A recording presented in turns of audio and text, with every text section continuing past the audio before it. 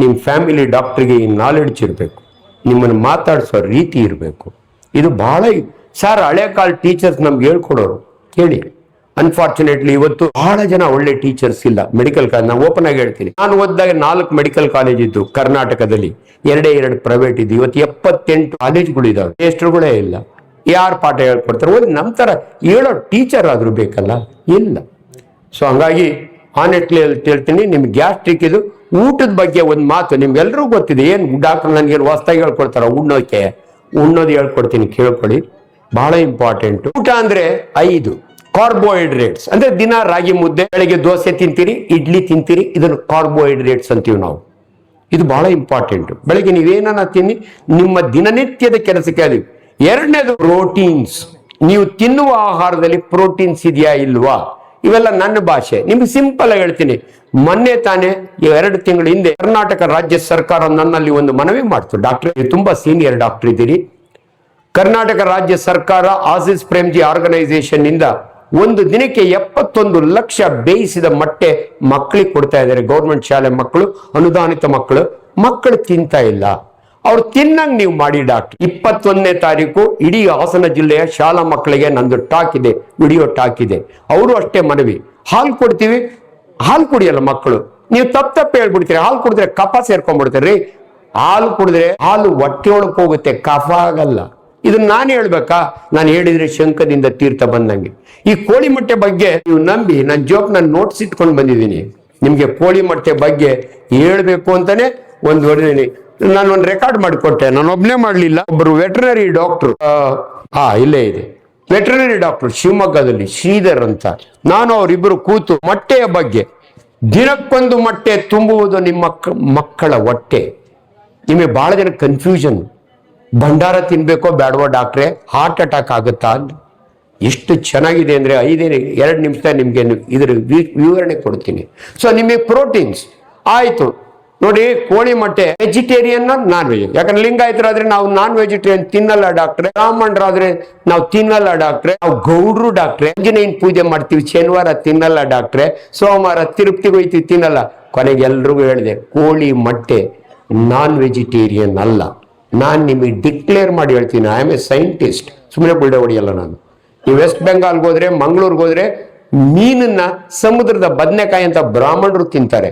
ಅದೇ ರೀತಿ ಇವತ್ತಿನಿಂದ ನಾನು ಹೇಳಿದ್ಮೇಲೆ ಬ್ರಾಹ್ಮಣರು ಮೊಟ್ಟೆ ತಿನ್ಬೇಕು, ಲಿಂಗಾಯತರು ಮೊಟ್ಟೆ. ಯಾಕಂದ್ರೆ ಒಂದು ಕೋಳಿಯ ಮೊಟ್ಟೆಯಲ್ಲಿ ಏನೆಲ್ಲ ಜೀವಾಂಶ ಇದೆ ಅಂದ್ರೆ, ನಿಮ್ಮ ಮಕ್ಕಳಿಗೆ ನೆನಪಿನ ಶಕ್ತಿ ಕಡಿಮೆ ಆದ್ರೆ ಇವತ್ತಿನಿಂದ ಒಂದು ಕೋಳಿ ಮೊಟ್ಟೆ ಕೊಡಿ. ನಾನು ಸುಮ್ಮನೆ ಬುಲ್ಡೆ ಹೊಡಿತಿಲ್ಲ, ಇದ್ರೊಳಗೆ ಏನಿದೆ ನಿಮ್ಮ ಮಕ್ಕಳಿಗೆ ನೆನಪು ಶಕ್ತಿ ಜಾಸ್ತಿ ಮಾಡ್ಲಿಕ್ಕೆ ಅನ್ನೋದು. ಅದ್ರ ಹೆಸರು ಹೇಳ್ತೀನಿ, ಪೂರ್ತಿ ನೆನಪು ಬರಲ್ಲ. ಯಾಕಂದ್ರೆ ನನಗೆ 71 ವರ್ಷ ಆಯ್ತು, ವಯಸ್ಸಾದ್ಮೇಲೆ ಸ್ವಲ್ಪ ಮರುವು ಬರುತ್ತೆ, ಏನು ಮಾಡೋಕ್ಕಾಗಲ್ಲ. ಅದಕ್ಕೆ ಬರ್ಕೊಂಡೇ ಬಂದಿದ್ದೀನಿ, ಹೇಳ್ತೀನಿ ನೋಡಿ. ಸೊ ಪ್ರೋಟೀನ್ಸ್ ಅದು ಆಮೇಲೆ ಹೇಳ್ತೀನಿ. ದಯವಿಟ್ಟು ನಿಮ್ಮ ಆಹಾರದಲ್ಲಿ ಪ್ರೋಟೀನ್ಸ್ ಇರಬೇಕು.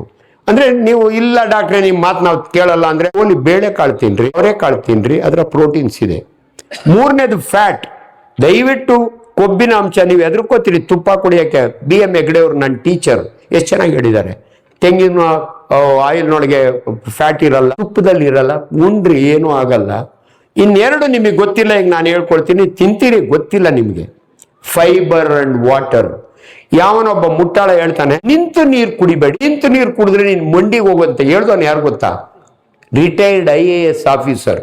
ಅದ್ಯಾವುದೋ ಒಂದು ಡ್ರಿಂಕ್ ಬೇರೆ ತಯಾರು ಮಾಡಿದ್ದಾನೆ. ಈಚೀಚೆಗೆ ನಿಮ್ಗೆ ಟೋಪಿ ಹೆಂಗ ಆಗ್ತಾರೆ ಅಂದ್ರೆ, ಇದೊಂದು ಹೊಸ ಯೂನಿವರ್ಸಿಟಿ ಬಂದ್ಬಿಟ್ಟಿದೆ, ವೈಸ್ ಚಾನ್ಸಲರ್ ಇಲ್ಲ, ಅದಕ್ಕೆ ರಿಜಿಸ್ಟ್ರಾರ್ ಇಲ್ಲ ಅಂತ. ವಾಟ್ಸಾಪ್ ಯೂನಿವರ್ಸಿಟಿ ಬಾಯಿಗೆ ಬಂದಿದ್ದು ಮಾತಾಡ್ತಾರೆ. 3 ತಿಂಗಳಿಂದ ನೀವು ನೋಡಿರ್ಬೇಕು, ಒಬ್ರು ಕುರುಡು ಸ್ವಾಮೀಜಿ ಅವ್ರು ಕಾವಿ ಹಾಕೊಂಡಿದ್ದಾರೆ, ಅವ್ರಿಗೆ ನಮಸ್ಕಾರ ಮಾಡ್ತೀನಿ ನಾನು. ಆದ್ರೆ ಅವ್ರೊಂದು ತಪ್ಪು ಮಾಹಿತಿ ಕೊಡ್ತಾರೆ. ಹೆಂಗ್ ಹೇಳ್ತಾರೆ ಗೊತ್ತಾ?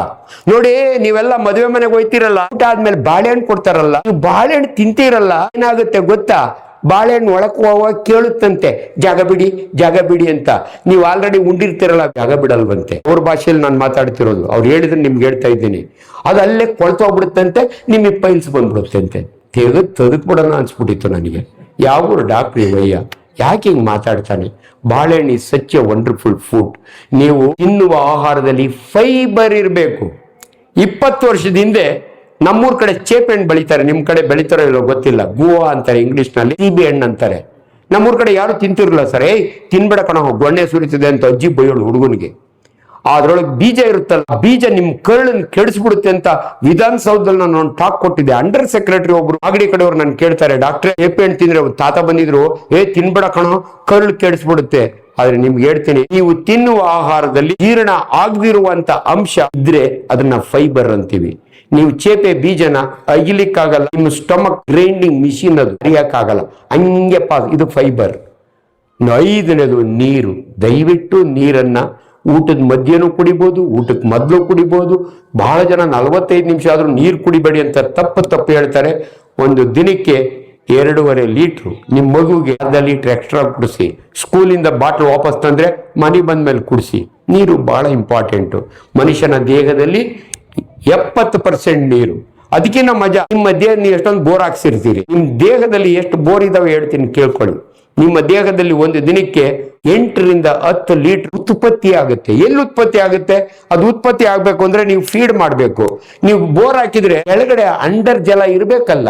ನಿಮ್ಮೂರ ಹತ್ರ ಕೆರೆ ಇದ್ರೆ 300 ಅಡಿಗೆ ನೀರು ಬರ್ತದೆ. ನಮ್ಮ ಕೋಲಾರ ಕಡೆ 1500 ಎಕರೆ ಜಲ ಇಲ್ಲ.